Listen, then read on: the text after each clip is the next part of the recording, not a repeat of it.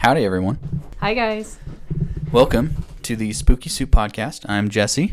And I'm Tessa. Today's a good day. It is a good day. It's raining out. It's raining. Very nice. It was hailing as well. Oh, was it? It was. Big I ones. didn't even get that on my way up. I hear you have a good story for me today. I do. Yeah. I have two spooky, they're both spooky, Reddit stories. Okay. And I'm pretty excited to tell you them. So, yeah, me too. Let's do it. guys, before we start our stories, please remember that you can check out our episodes on our YouTube channel, where if we post anything like images or anything regarding our stories, that's where we'll post them. So check us out there. And okay, I'm ready to go. Do it, or I will personally eat your brains. Ew. This first story is by Reddit user eloquentursula, and it is called New Cleaning Gig. I've known this couple in our town for many years. The wife, Tasha, is Slavic. And not to be stereotypical, she is quite intimidating in that tall, beautiful way. All hair and Pilates legs and jewelry. And the husband, Brian, is local. We were at high school together. He's in business, quite wealthy, living in a beautiful large house in one of the most desirable school districts of our town. Which is quite odd in itself, because not having any children, why would they be paying such high property taxes for the privilege of being close to a school they don't use?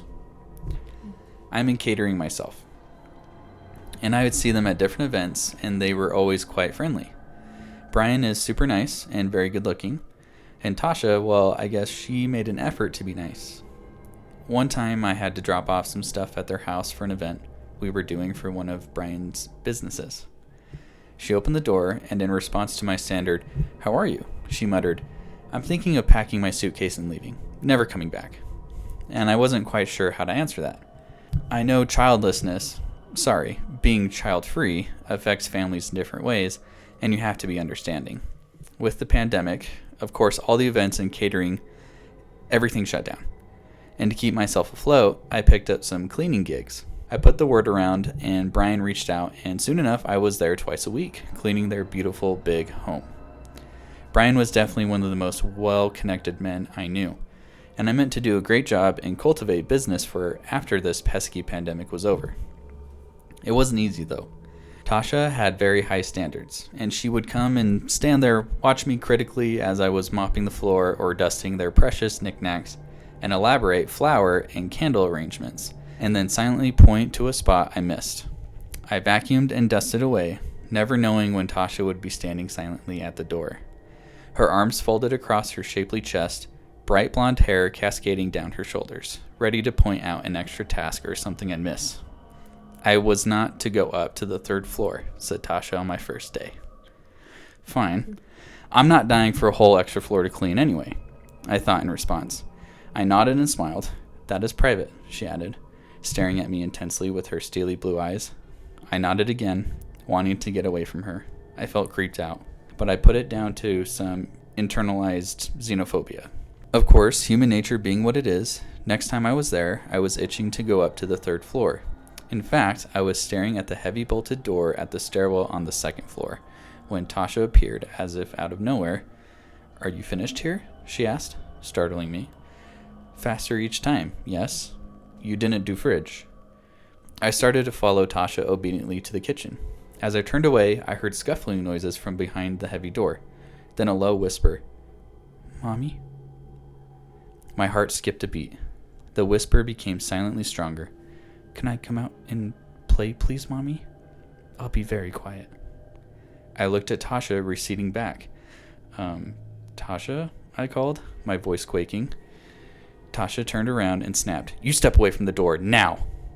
Her face looked demonic, and I trotted after her, too frozen for any other response. We walked to the kitchen in silence. There were lots of little yogurt cups and cheese strings inside the fridge. The wrappings decorated with bright animals. Tasha remained, watching me from the kitchen door.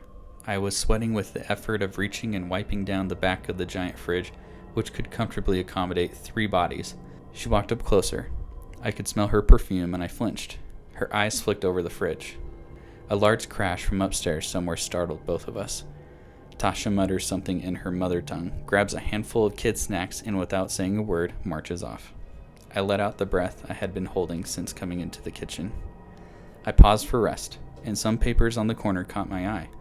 It was an article about genetic defects and mental disorders in children. Brian walked in. He saw me handling the papers. Although I made a pretense of straightening them out, he snatched them out of my hand and then apologized. Sorry, it's just... It gets harder every day, you know? I thought he was referring to the pandemic, and nodded sympathetically. I know, Brian. It will ease up soon. It must. No, it gets worse as they grow older and stronger. He left the kitchen, and I left soon after without seeing either of them. Next time, the place seemed more untidy. There was a stuffed bear under the couch.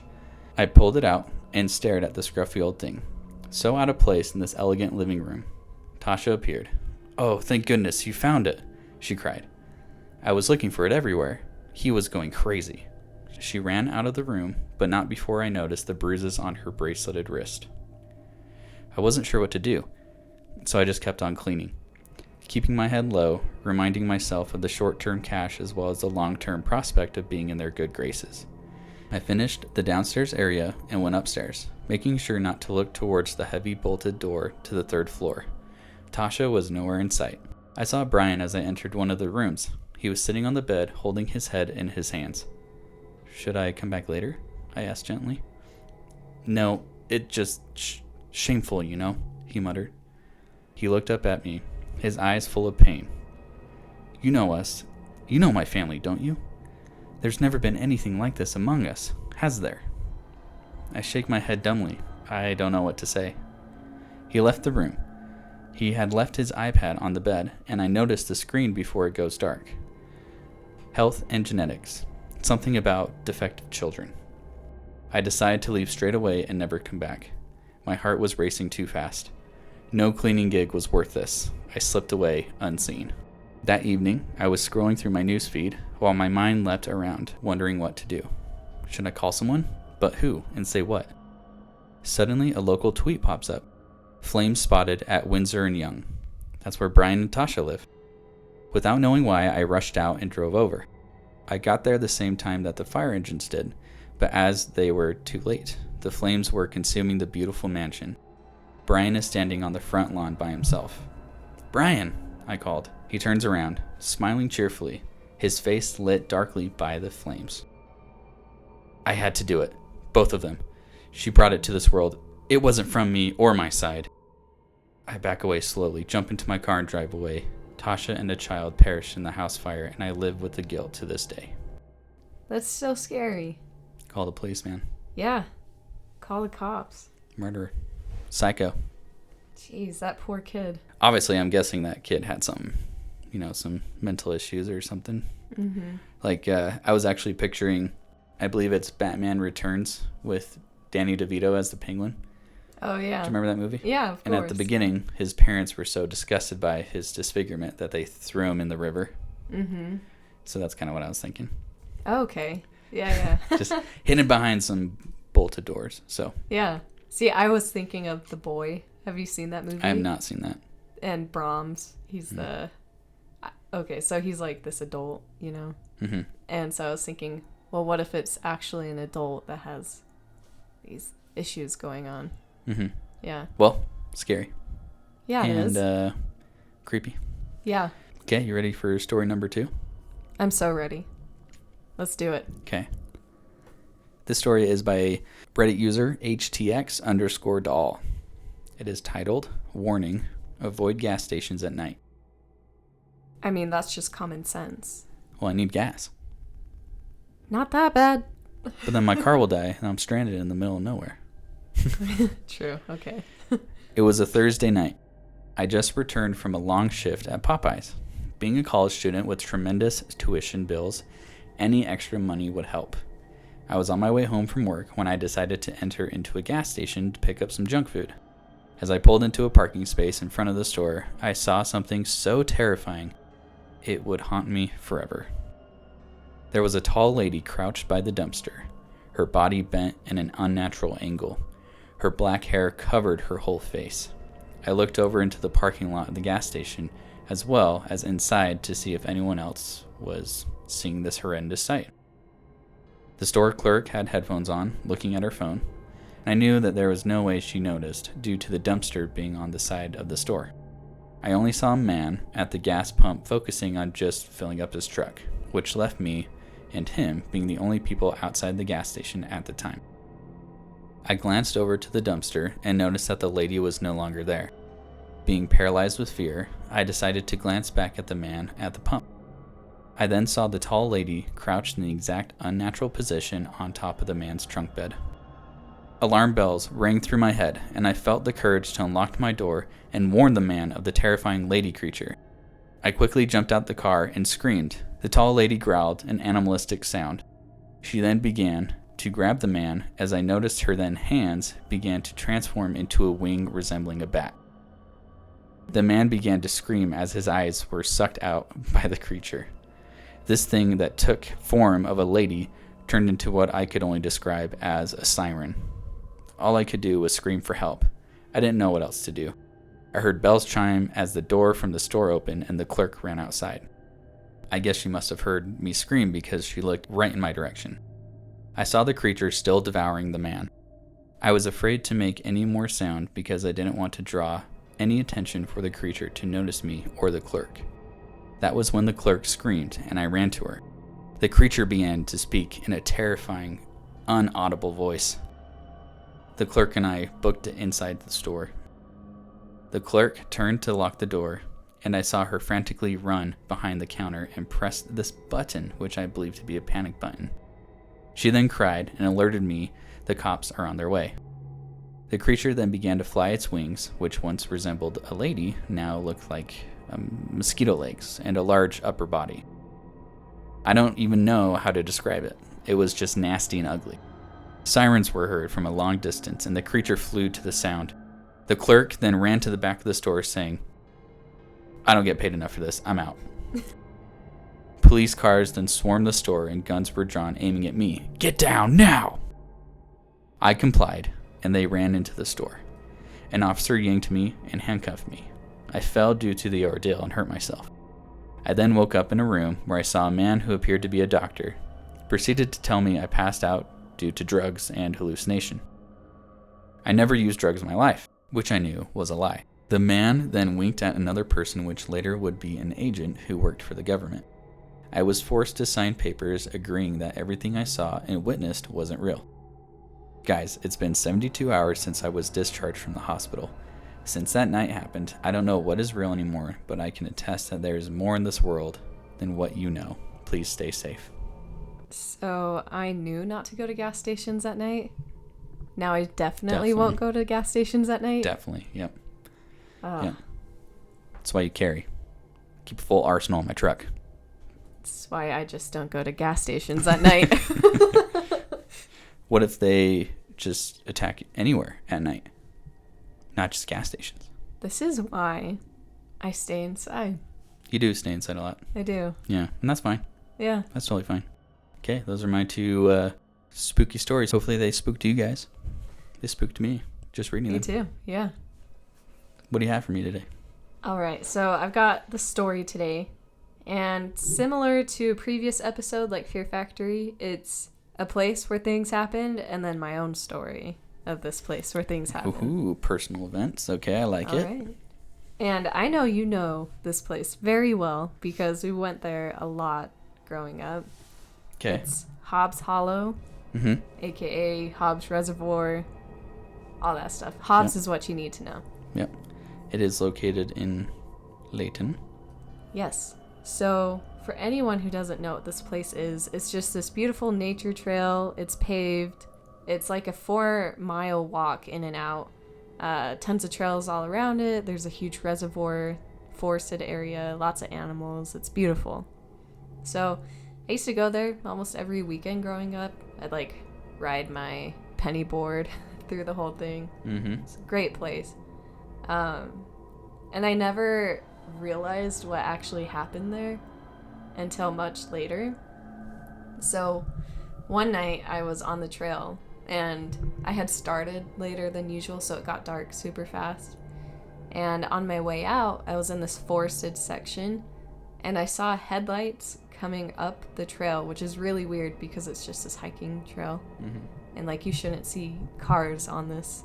It's not a road, you know. Yeah, it's a paved path that's probably 4 or 5 feet wide. Yeah, it's not super wide. Yep.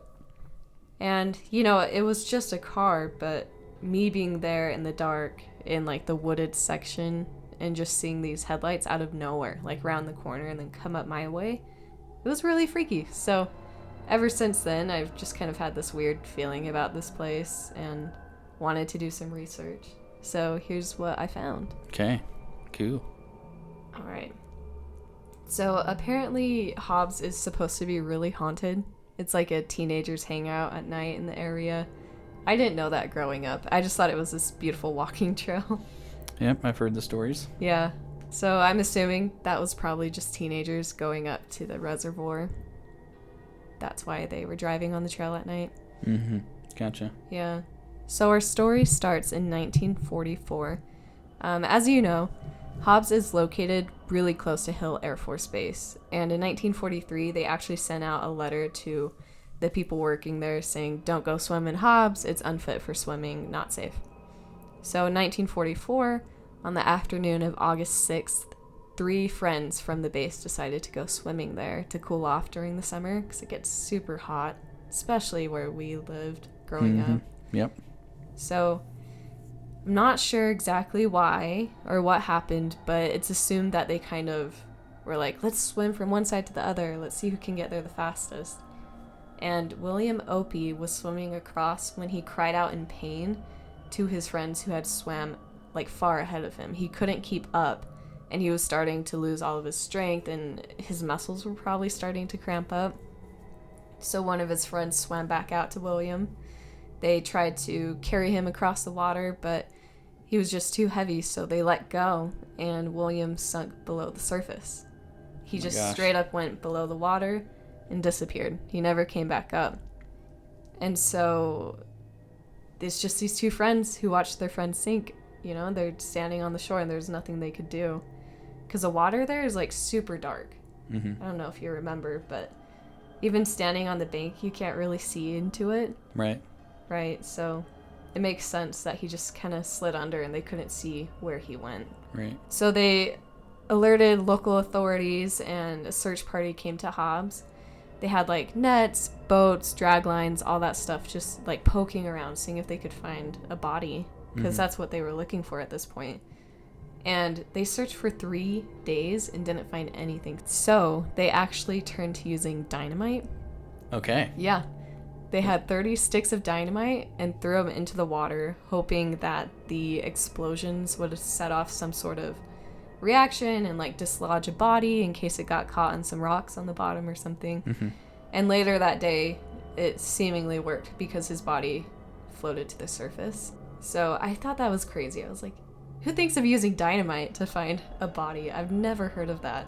Interesting. Yeah. Did he say anything to his buddy? Like, oh, I have a cramp, or anything? In everything I read, I couldn't see, or I couldn't find anything about what he said except that he was screaming in pain. Probably a cramp. So that's my guess. Yeah. It's like a Charlie horse or... Yeah. I mean, I've definitely had cramps in my stomach when I've been swimming. All right, so then it sat dormant for a little while, but in 1959 to 1968, there were 4 more people who died at the reservoir, in the reservoir. Right. So the first was 16-year-old Joe Jr. He was attempting to swim with friends, but similarly to William, he just slipped under the water and no one could see him because the water's so dark, they didn't know where he went. And he sunk straight down, probably just due to muscle cramps and fatigue again. The other stories are just teenage boys who couldn't swim as far as they hoped and simply disappeared under the surface. It's the same story every time. The water's so dark, friends can't see where they went. They try to look for them, but they can't see anything. Yeah. And luckily, all the bodies have been recovered. But it's just so interesting to me that it's like, I don't know why people mistake how big this reservoir actually is. Because on part of the trail, you can overlook and see it. And it's like, yeah, that's a big lake, you know. I don't know why people think they can swim from one side to the other, but they do. I'll have to go back because I'm trying to think, and I don't remember it being that big. Really? So, yeah. So that's good to know. Yeah, I mean, I think it is. Every rope swing that's ever put up is cut down so fast. Oh, I'm sure. Yeah, they don't want people swimming there at all. So then this next story of Hobbs is the one that was like the most chilling to me. The one that just like doesn't make sense. So in 2004, an 11-year-old boy named Nathaniel took his puppy on a walk to Hobbs. And he had been gone for several hours, and his mom was expecting him back by a certain time. He didn't come back, so she called the cops. And they didn't have to search very long, because when they got to the reservoir, they saw the dog sitting on the bank next to a pair of boys' shoes. And the dog was looking into the water, and looking where the dog was looking, Nathaniel's corpse was floating there. Right. And so it's just like, why did he go in the water? Why did he decide to go swimming on his own? Mm-hmm. There's no swimming signs posted everywhere, all over the place, because so many people have died. They're like, just don't do it. So it's not really known why he decided to go in. Like, maybe his dog ran in, so he went in after him. Just couldn't swim. But either way, it's a terrible story. That's super unfortunate. Like, oh, poor kid. Poor Right? kids. Right. So many. Yeah. So now it makes sense why this place is seemingly haunted. In doing more research, there's a bunch of YouTube videos about it, of people going ghost hunting there. Oh, okay. Yeah, they swear they can hear, like, the kids calling for help from the water. And once Splashing you get there, water or something. there's no one there. Yeah. Yeah, or, like, splashes from a rope swing that doesn't Fun. exist. Uh-huh. It's pretty creepy at night. I suggest we go there. I want to go there now. Yeah. Did you ever go to the house? The abandoned house? That's my next story. Okay. I have this very particular memory about Hobbs that, like, still freaks me out. But back in high school, this girl I knew kept telling me about this house, and she called it Satan's house. Okay. Yeah. Sounds about right. Yeah. And I'd be like, well, where is it? I need to go. This is totally my vibe. And she'd be like, well, I can't remember. I don't know if she was, like, gatekeeping it or what, but I searched for forever for this house. She said it was off of Antelope Drive, close to Hobbs. And so I was like, okay, there's only so much over there. But I could never find it until, like, a few years previous. We found it. My fiance and I were driving around Hobbs area, and we happened upon a dirt road. Now, you know him well, and you know that anytime he sees a dirt road, he kind of freaks out and is like, let's go! Because this whole thing is off-roading, so of course we went down that road. Nice. And at the end of it, between the trees, we could see this half pipe for skateboarding made out of plywood. And then right behind it was this house. And this house is, like, really, really oddly shaped. It was just, like, a weird looking place. So getting closer, I realized that this was probably the house. Like, the one that I had been looking for so long. Because all the windows were busted. There's graffiti all over it. And so we parked and we tried the door to go inside. And the door wasn't working, so we shimmied through an open window. Nice. I know, not smart, but what can you do? Yeah. So the layout's really weird. You go through the window, and then you hit this living room area. And in this living room, there's a spiral staircase to the top floor. It's like this white metal spiral staircase.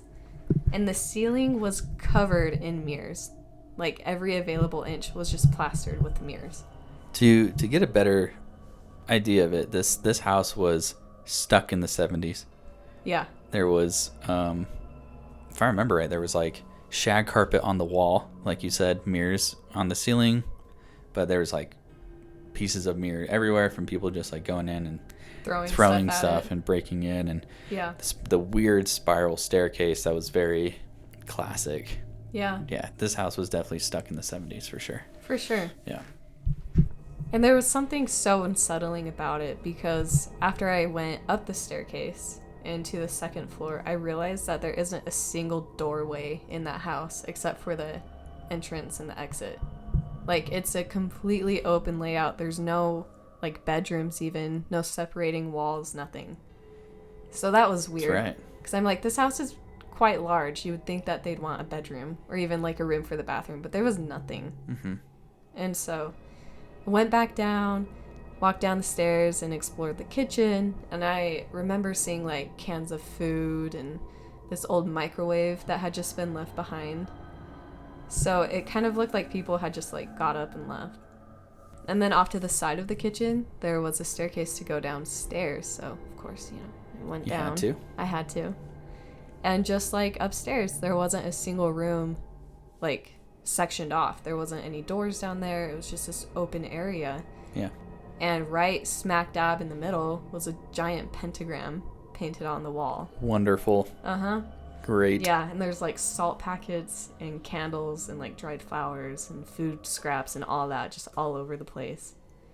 And so yeah, we left soon after, and it's just a pentagram. It freaked us out a little bit being in this abandoned house, but seeing that, we were just like, yeah, let's go. Yeah. So we walked outside and explored the grounds, and whoever owned it had left behind these 2 jet skis from the 90s. Yeah, I remember. Do you remember those? Uh-huh. Yeah, they were like purple and pink and teal and white, like the Awesome. perfect 90s details. Yeah. And yeah, sadly that house is torn down now.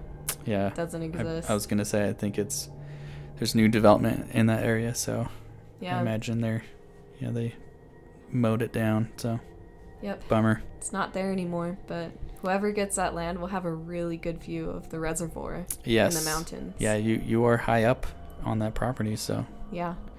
I did go there one time, and it was happenstance that we came upon it. Same with us. We didn't know where it was. See, it's funny. If you asked me to take you there, I would have no idea how to get back there.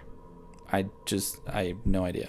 So we were in my car, which was lowered, and so trying to take that onto that bumpy road was not the best. I can imagine. Yeah.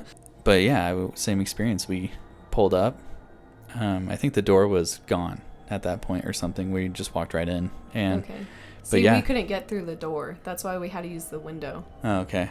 Maybe someone was kind of keeping tabs on the property, like that's what I wondered. locking it to a point. But yeah, we snuck in just through the front door. And it was very open. The staircase was like the creepiest part because it was in pieces. Yeah. It wasn't 100% stable. And so I was able to like go upstairs. And then when I got upstairs, Skylar wouldn't go up the stairs because he was too nervous that I was going to fall. And I don't blame him. I was dumb for going up, but I mean, I was dumb too. I went up. Yeah. Maybe it's a Johnson thing. Yeah, maybe. The upstairs had like a bunch of clothes in black garbage bags. Interesting. And then there was like Little Caesars pizza boxes, and so it's like we were thinking, oh, maybe some poor homeless dude is crashing here for a bit, or kids are just here partying, leaving stuff behind. It was a very creepy place. Yeah. Yeah. Was the pentagram there when you were there? We did not go into the basement because I believe it was something about not being able to go down there. So maybe like if there were stairs, they were gone, or just whatever. But we were like, nah, that's not worth it. So we didn't go down.